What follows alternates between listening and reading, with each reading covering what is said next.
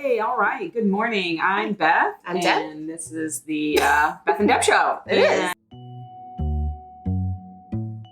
We have been doing kind of a series of a few videos on social media, popular media, body image, and how the messages impact us.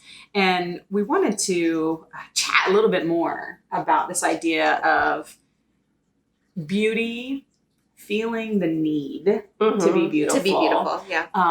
And realizing we should really spend less time focused on beauty and more time focusing on being grateful for what our bodies can do, right? So, yeah, what comes to mind for you?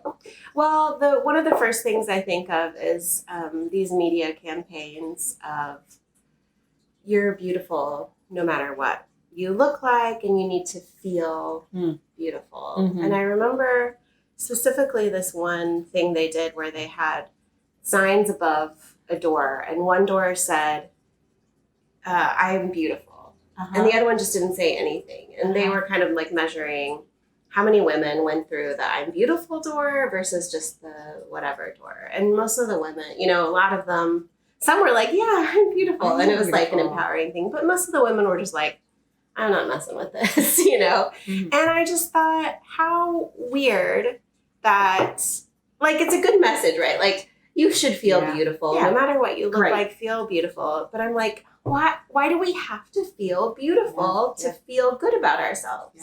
It's like, it doesn't matter if you're beautiful because you're so much more as a person, right? And we'll talk about that in our self-esteem series. Check those out.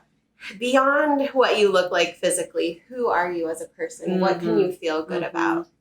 And so I think that goes to your point of like, regardless of what our bodies look like, they can do things for us, right? Like they are our tools to use in this world, regardless of what they look like. What can they do for you, and what can you be grateful for about what they are able to do? Yeah. I, as a psychologist, we're both faculty members too. And I do a lot of kind of diversity inclusion trainings that talk about the different isms. And one of them is ableism, right? And I am realizing, frankly, even my own biases and just not realizing, gosh, I really should be thankful that my body can do a lot of things. And we just take it for granted. And so I think taking a pause every day, at the end of the day, at the beginning of the day, saying, gosh, I am really thankful that my body has carried me. I've carried 4 kids. I've had 4 cesarean deliveries, and my body has been through a lot. And I don't really take enough time to stop and think about it because we're so focused on, am I beautiful? How do I look? How do I look? Rather than, gosh, I've got a strong, resilient body. And, I have sometimes stopped to think, man, our bodies just naturally heal. Yes. I mean, honestly, like, who gets cut in half 4 times and is still able to just sit here and have coffee with her friend talking about body image? Like, that's crazy. So being mindful, we talk about mindfulness, being aware and realizing, gosh, even though I may not be as beautiful as the world thinks I need to be thankful that my body can do what it needs to do.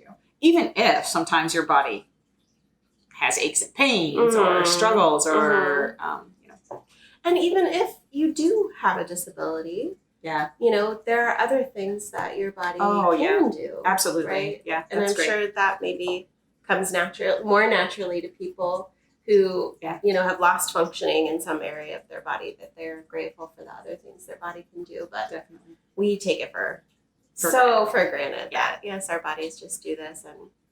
But to be thankful for it really takes mindfulness and a shift in your focus away from all the superficial things that the world wants you to think about.